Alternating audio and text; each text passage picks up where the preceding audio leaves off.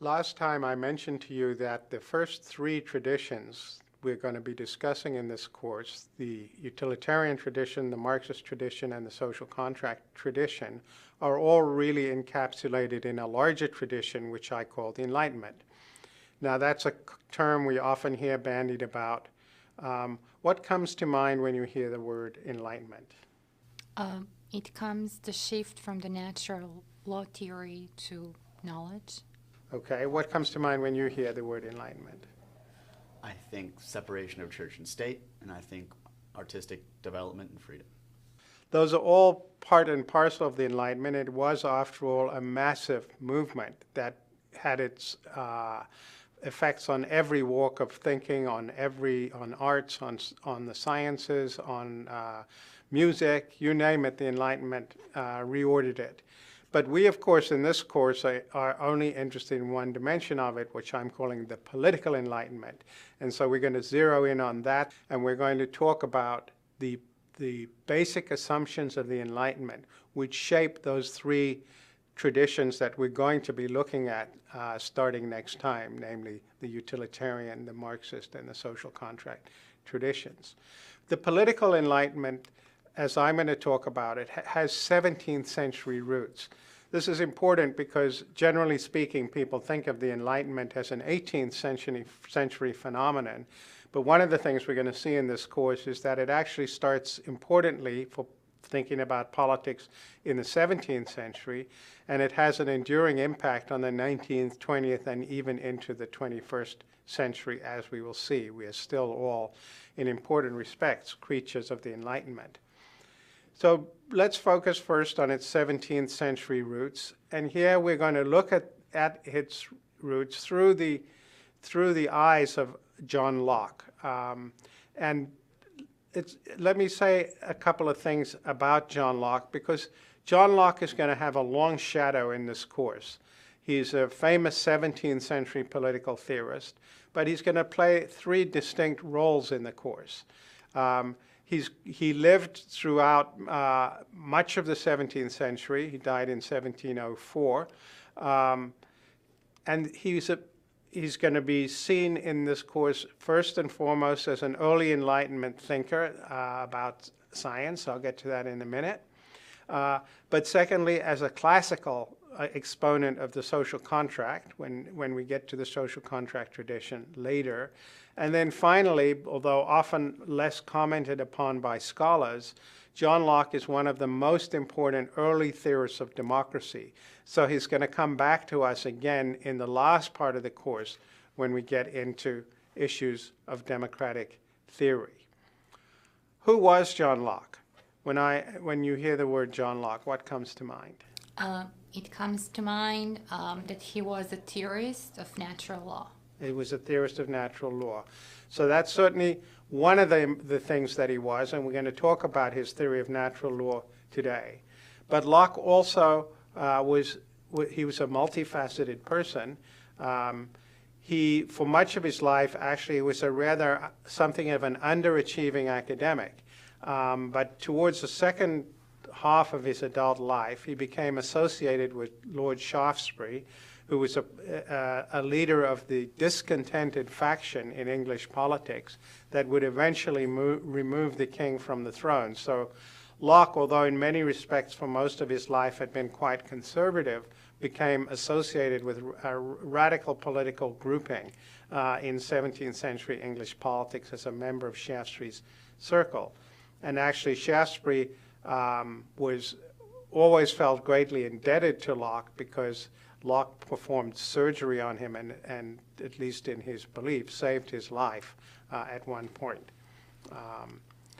John Locke, was the author of two of the most important works of political theory ever written in the last several centuries. His two treatises on government were for a long time thought to have been published in 1690 as a justification or legitimation or in defense of the revolution of 1688. More recently, scholars have discovered that it was actually written in 1681, so it was not anything to do with 1688. However, it was written in the course of planning for something called the Monmouth Rebellion, which was a failed version of 1688. So it's not that surprising that it turns out to have been confused as a justification for 1688. He's also the author of something called A Letter Concerning Toleration. It's actually his third letter concerning toleration, the famous one, published in 1690. We're not entirely sure when it was first written. A tremendously important document in the history of the modern West, and we'll also talk about that some later on today. But finally, he was the quintessential theorist of the early Enlightenment, and we're going to talk about that aspect of his thinking first. Enlightenment political theory, as I'm going to talk about it, really revolves around two central ideas. And I want to put them out and talk about each of them a little bit, because they're going to come back to us again and again and again in looking at all of the Enlightenment traditions that we're going to be considering. So the first one, let's see if you guys can guess what it is. I'll give you a clue. Do you know who this gentleman was? Does that help? Yes. It is Francis Bacon. You got it right, Francis Bacon. And what do we associate Francis Bacon with? With the theory of knowledge. What kind of theory of knowledge? That's exactly right. Certainty. Okay, certainty, but we'll get to certainty in a little while. But Bacon was famous as a revolutionary scientist, right? And a good part of the Enlightenment is commitment to the idea of science. Not tradition, not superstition, not religion, not traditional natural law, but science. Science is the basis for reorganizing every aspect of human life. And the Enlightenment political thinkers are all famous for, in one way or another, wanting to come up with theories of politics that are based on the appeal to science. So this is a sort of one set point or center of gravity in all Enlightenment thinking, is to look for scientific principles. Different Enlightenment thinkers will understand the meaning of science very differently. We'll see Marx has a very different view of what science is than Jeremy Bentham does, for example. But one way or another, they're all committed to the notion of reordering the political world on scientific principles. Let's talk about the other central idea. We'll try and give you a clue here. What does this document call to mind? Constitutions? Yeah.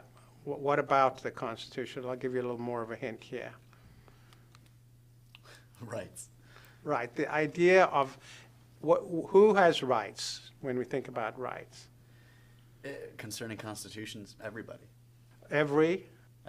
Every person, every individual. So individual freedom, usually expressed in some doctrine of individual rights, is the greatest good, the summum bonum, as traditional political philosophers have sometimes talked about it. So individual freedom is expressed politically in a doctrine that people have rights, as embodied in the Declaration of Independence. Not the Constitution, actually, was the document you were looking at.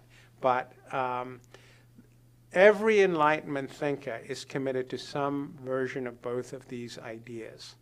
Every single one of them. You might be shocked by this. Most people don't think about, for instance, Karl Marx as a theorist of individual rights, but we will see that he was. And one of the other things we're going to discover in the course of digging into these different arguments is that a commitment to science lives in some tension with a commitment to individual rights or freedom. Because after all, if you think about science is about determinism. It's about coming up with laws that specify what must be the case. And if everything is known in a deterministic way, what room is there for individual freedom? Maybe none. Maybe none. And indeed, we will see that this debate about the tension between a deterministic theory of the universe and the idea of agency or freedom or the capacity to choose to do things one way or another, which defies determinism, is actually even older than the Enlightenment.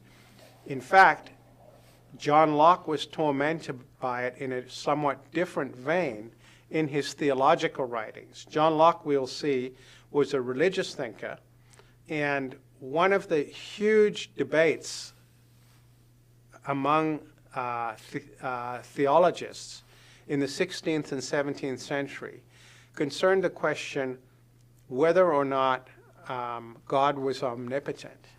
You might think this is a pretty arcane question and doesn't have much to do with anything that we're going to be talking about. But in fact, we'll see that this debate in the Enlightenment is a secular analog of the debate, the theological debate that concerned Locke. Here was the problem. If you said God is omniscient, that means that God knows everything, right? Right? Mm-hmm. What about the notion of omnipotent? That he basically can do everything, that God he's the most powerful. can do everything. Mm-hmm.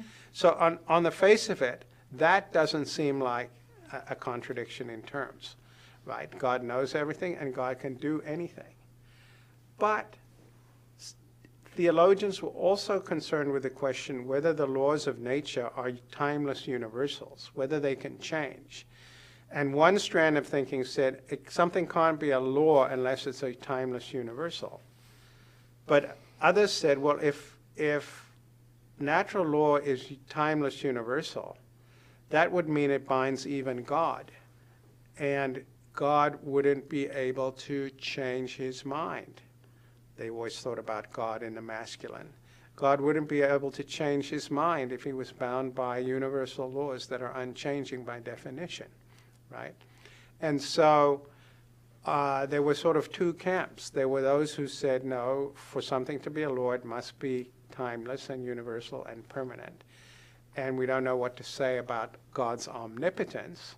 And there were others who said, no, God has to be omnipotent, and that means we have to live with the possibility that natural law isn't timeless because God might change his mind tomorrow about something.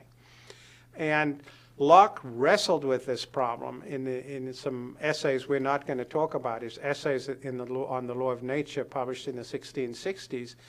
And he tormented himself over this question and ended up just throwing his hands up and being unable to resolve it.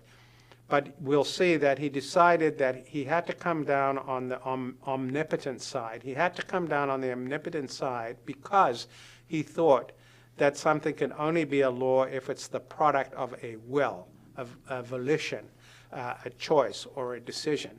And so we'll see how this played out later on today.